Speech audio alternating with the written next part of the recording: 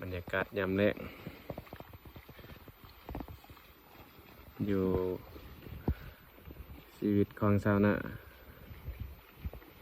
อยู่ให้อยู่หน้าแบบบ้านๆมาสอนแย้งนะสอนอัปชิวบรรยากาศยามแลงในเวลา5 โมงแรงค่อยค่ำลงแรงเพิ่นว่าบรรยากาศดีอากาศเย็นอยู่ให้อยู่หน้าอยู่น้ำห้วยอยู่น้ำหนองมาเบิ่งบรรยากาศเนาะมาเบิ่งอยู่คนโอ้ยเห็นขวดไอ้นอนมีบน้องตัวหนึ่งเห็นทางแวดอยู่คนแหละมีขวดอยู่คนตัวหนึ่งคนเห็นแบบในน้ำน้องมีบนอน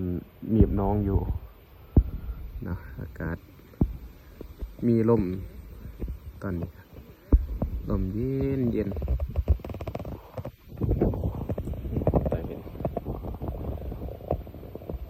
ตะเวนก็จะลงดินแล้ว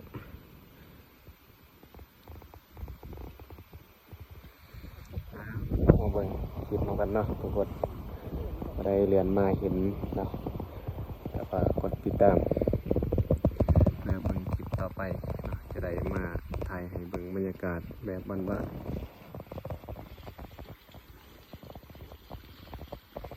แบบชีวิตชาวนาชีวิตของคนบ้านนอกแบบบ้านแบบบ้าน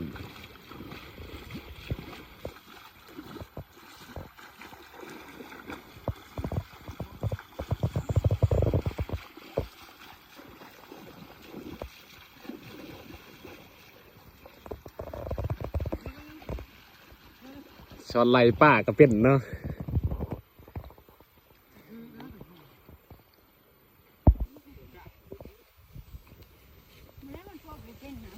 ใช้ปลาพวกไหน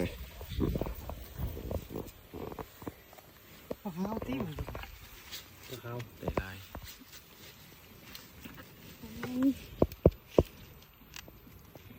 โอ้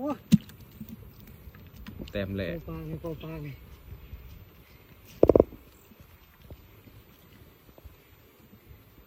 ลูกช้อนลูกช้อนอีกทีลูกเฮียก่อนเดี๋ยวเฮียมาเฮียบุกยักเสียเวลาเฮียมาติ๊กช้อนโอ้พยายามจะเดียวไอ้เนาะไปขึ้นตาป่าเนี่ยพอดีกินได้ฉันบัวใหญ่เนาะบ้านน้องแบนใหญ่ๆนี่เลยใหญ่อ้อมันเนาะบีบขี้เนาะถ่ายแบบสุดท้ายเขาจะเยี่ยม